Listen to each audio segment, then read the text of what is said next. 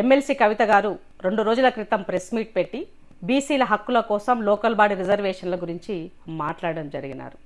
దయ్యాలు వేదాలు వల్లించినది ఒకప్పటి సామెత, తాగిన మత్తు ఇంకా దిగలేదన్నది ఇప్పటి సామెత.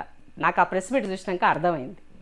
సోదరి, బీసీల గురించి మాట్లాడే నైతిక హక్కు నీకున్నదా? ఎన్నడన్నా బీసీల హక్కుల గురించి, రిజర్వేషన్ల గురించి, ఉపాధి అవకాశాల గురించి ఎన్నడన్నా సోచాయించినవి? 10 సంవత్సరాలు మీ నాయన ఎంబీసీ కార్పొరేషన్ పెట్టి 2000 కోట్లని చెప్పి 3 కోట్లు ఖర్చు పెడితే ఏడవండి నువ్వు మాట్లాడకుండా. అలాగే బీసీ సబ్సిడీ లోన్ల కోసం బడ్జెట్లో కేటాయించినటువంటి నిధులు 2160 కోట్లయితే దానికోసం ఖర్చు చేసింది 661 కోట్లు. ఆ రోజు ఏడవండి నువ్వు మాట్లాడకుండా.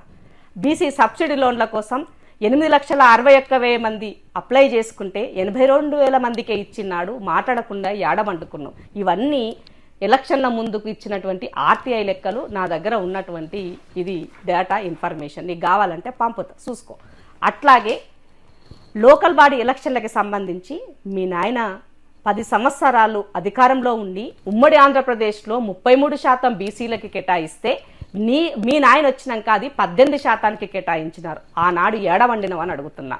ఇవాళ కొత్తగా ప్రెస్ మీట్ పెట్టి బీసీల హక్కుల కోసం నువ్వు మాట్లాడుతూ అందులో సీతక్కను పేరు తీసుకొని ఆమెని అవహేళన చేస్తున్నట్టుగా మాట్లాడే నైతిక హక్కు నీకుందా అని అడుగుతున్నా.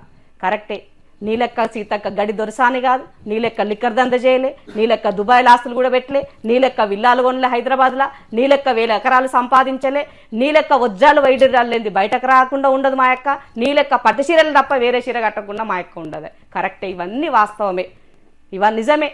నిత్యం ప్రజలతోనే ప్రజల కోసమే పనిచేస్తున్నటువంటి వ్యక్తి పట్ల ఇలాంటి మాటలు మాట్లాడొచ్చునా నువ్వు?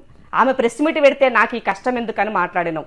ఈనాటి వరకు కూడా ఆమె రాజకీయ జీవితమే ప్రజలతో తాడిత పీడిత ప్రజల కోసం పోరాటం చేసి ఆ ప్రజల ద్వారా ఆమె రాజకీయాలకు వచ్చినటువంటి వ్యక్తి, వాళ్ళ తరపున నాయకత్వం వహించినటువంటి వ్యక్తి, అడవిలో ఆకలి మంటలకు కూడా భరించుకొని ఆకులలములని బతికి రాజకీయాలకు వచ్చినటువంటి వ్యక్తి. మరి పంచభక్ష పరమాణాలు తిన్నటువంటి వ్యక్తి సీతక్క కాదా?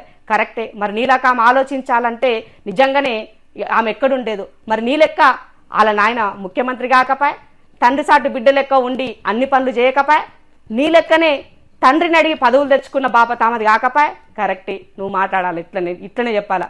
నీకు ఏ మాత్రము మినిమం చీము నెత్తురు ఉంటే తెలంగాణ ఆడబిడ్డల ఆత్మగౌరవాన్ని ఢిల్లీలో తాకట్టు పెడతావా? తాకట్టు పెట్టిన నువ్వు కూడా మాట్లాడేది, నీవు కూడా నా అమ్మ గురించి కించపరిచే విధంగా నువ్వు చేసినటువంటి మాటలు. ఇంకొకసారి సీతక్క గురించి కానీ పార్టీ గురించి కానీ నీవు అవాకు చవాకులు పేలినట్లయితే తెలంగాణ సమాజం సహించదని గుర్తు చేస్తున్నా. సీతక్క ఇవాళ ఈ కింది వర్గాల కోసం రిప్రజెంటేటివ్గా పనిచేస్తుంది. ఇవాళ కాంగ్రెస్ పార్టీ లెక్క ఎన్నడన్నా మీ నాయన ఆలోచించిందా? ఈ బీసీలకి వాళ్ళెంతో వాళ్ళ వాటా అంత ఇవ్వాలి, బీసీ వర్గాల కోసం ఇవాళ కులగణన చేపట్టాలని ఎన్నడన్నా మీ నాయన ఆలోచించిందా? కాంగ్రెస్ ఆలోచించింది. ఒక డెమోక్రటిక్గా, సామాజికంగా, ఆర్థికంగా, రాజకీయంగా బీసీలను ఎదుగుదల చెయ్యాలన్న ఆలోచన ఉన్నది కాబట్టే కులగణన చేపట్టింది.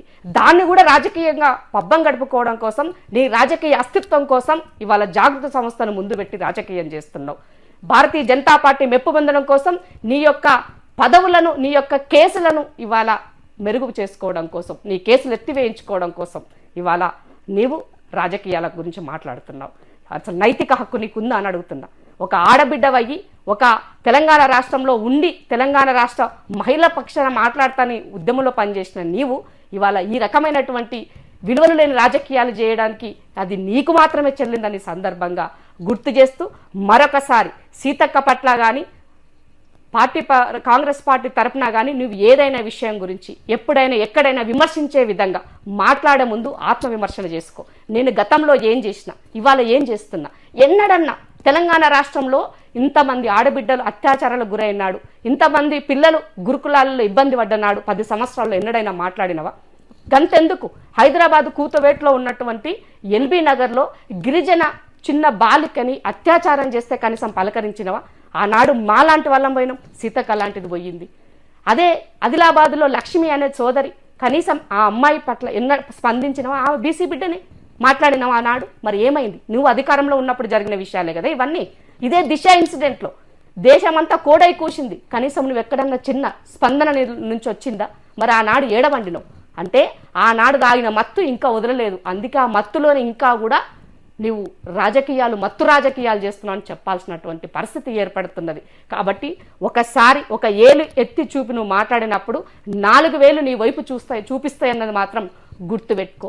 ఎన్నడూ లేనిది ఇవాళ జాగృతి సంస్థ యాదికొచ్చిందా?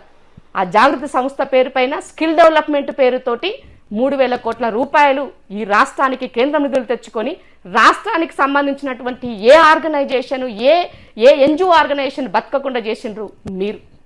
కాబట్టి ఇవాళ మీరు బీజేపీలు ఒకటయ్యి కుమ్మక్కయ్యి ఇవాళ కాంగ్రెస్ పార్టీ పట్ల పొద్దున్న లేస్తే ప్రజల పట్ల మాట్లాడేటువంటి నాయకుల మీద అవాకులు చవాకులు పేరితే సహించేది లేదు. తస్మాత్ జాగ్రత్త.